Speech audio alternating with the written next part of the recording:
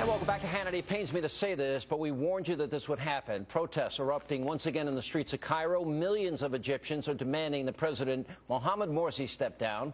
Now, the violent demonstrations broke out on the first anniversary of his election. Now, the headquarters of the Muslim Brotherhood was overtaken and ransacked. Mobs of people threw rocks and firebombs at the building, eventually making their way inside. Opponents claim that Morsi has failed to tackle the country's security and economic problems. They want him out, but he remains defiant. He's vowing to not give in and leave his post. Now, earlier, Egypt's military set a deadline for an agreement to be reached. Now, they're giving Morsi 2 days to meet what they call, quote, the people's demands. If it's not settled by then, the military says they will intervene. Now, let's keep in mind who President Morsi is and how the White House has backed him in recent months. For starters, Morsi is a 9/11 truther. He's referred to the Israelis as descendants of apes and pigs. Back in March, Secretary of State John Kerry met face-to-face with Morsi. He announced that the U.S. would hand him over another $190 million in aid. Well, that's chump change compared to the money that we're already giving. In 2013 alone, we are slated to give the regime in Cairo more than $1.6 billion. And don't forget, we've also vowed to give the Egyptians 20 American F-16s and 100 Abrams tanks. Now, moments ago, Reuters reported that Morsi spoke to President Obama over the phone. At this time, we're not sure what was said. Here to react, President of the American Together Foundation, Mike Ghouse, conservative blogger, author, Pam Geller. We're also, Obama's sending over riot control experts and what, tear gas canisters to go against the people and support the Muslim Brotherhood radical Islamic extremist? Obama sent 140,000 tear gas canisters. Obama has committed himself to the Muslim Brotherhood government against the democratic forces. These protests are a huge repudiation of the Muslim Brotherhood, and this is the United States and Obama should be repudiating the Muslim Brotherhood and should side with freedom. We're not seeing that. If you noticed his tepid comments today, he merely urged restraint when there were 22 million people who signed a grassroots petition. 22 million. Only 13 million voted for Morsi. 22 million signed a petition to oust Morsi. And here you have the United States of America, the president, saying he's urging restraint. I tell you, to be on the wrong side of history will place us in a very bad position when the next government in Egypt takes over. Mike, Obama paved the way for this. And I told you at the time that the Brotherhood would be in power. You said I was going to be wrong. Now, do you think it's right for the President of the United States to give money, F-16s, and tanks to a guy that views the Israelis as descendants of apes and pigs? Do you think that's the right thing for the President to do? I think he is doing an advisement. It's a protection money to keep peace with Israel. As Charles Krauthammer had said many times on your show, it's really a protection money. But personally, I think it is wrong to give money to Egypt when they're not complying with democratic rules. And this guy Morsi has got to go. And Obama should not send anything in support. He should hold himself and let people decide. Let the Tahrir Square demonstration, let them pull this guy down. The military has given him 48 hours. I think he's got another 10 hours left. I think they're going to take the action. I think military doesn't really want to rule. Neither the public nor Morsi wants military rule, but they may not have any choice. Morsi is a kind of a dictator kind of guy. He's a kind of a bully, a fascist guy. He's an Islamic extremist. Let's call him what he is. He is a radical Islamic extremist.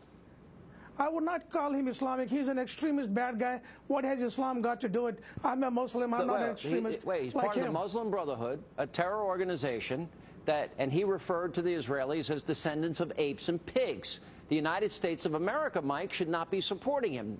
Why wouldn't you agree with that? I'm agreeing with you. We shouldn't be supporting him. All right, so there we go. I think we should hold ourselves down and let the public make the decision. He should come down. He should step down. Morsi's aide told The Guardian that no change will be made without the sanction of Obama. He is confident. Morsi's confident that nothing's going to happen because he knows that Obama is not going to side with the protesters. This is very dangerous. Yeah. He is consistently on the side of jihadic Islamic supremacist regimes, whether it was Libya, whether it was Egypt. This is a consistent anti-freedom policy. Let me ask, what happened? You were supposed to go to to Great Britain. What happened? You got banned by Great Britain. I was banned by Great Britain. I was supposed to lay a wreath on the site of the jihadi, the grisly jihadi beheading of a young soldier, a young dad, Lee Rigby, who was slaughtered in a public street outside of London by jihadists. Apparently, I was banned because, quote unquote, my appearance would not be conducive to the public good. And I submit to you, Sean, that freedom of speech is conducive to the public good. Meanwhile, there have been hate preachers preaching Jew hatred. Adam Chowdhury lives there. Yeah, Adam Chowdhury. But wait, they just let in Arifi, who preaches Jew hatred, who says they should smash the skulls of the infidels. He was just there in London. Over and over again we see this, and this is our ally. This is the nation of the Magna Carta is dead. Yeah, you know, Mike, I would think that you would agree. Go ahead. I agree with Pamela. I think there should be freedom of speech. They should allow her to go speak. If they want to do better than her, they can do it, but they should not stop her from going and speaking there. Yeah. You know, Mr. Ghouse, if I may add something, last week on another show, you accused me of causing the death of a person in the subway system. That was patently untrue. You owe me an apology. You blamed my ads. My ads were not even up yet. My ads had not even run in the subway. And that was a blood libel, and I know that essentially you're dying to apologize to me, and so I'm going to give you the opportunity to do just that.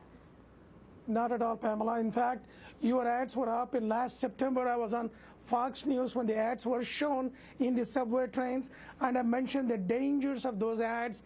If someone walks in with a gun, like they did when a Jewish guy said Rosh Hashanah, he was slaughtered. Why are you accusing her of killing somebody? I'm not accusing her. Yes, you did.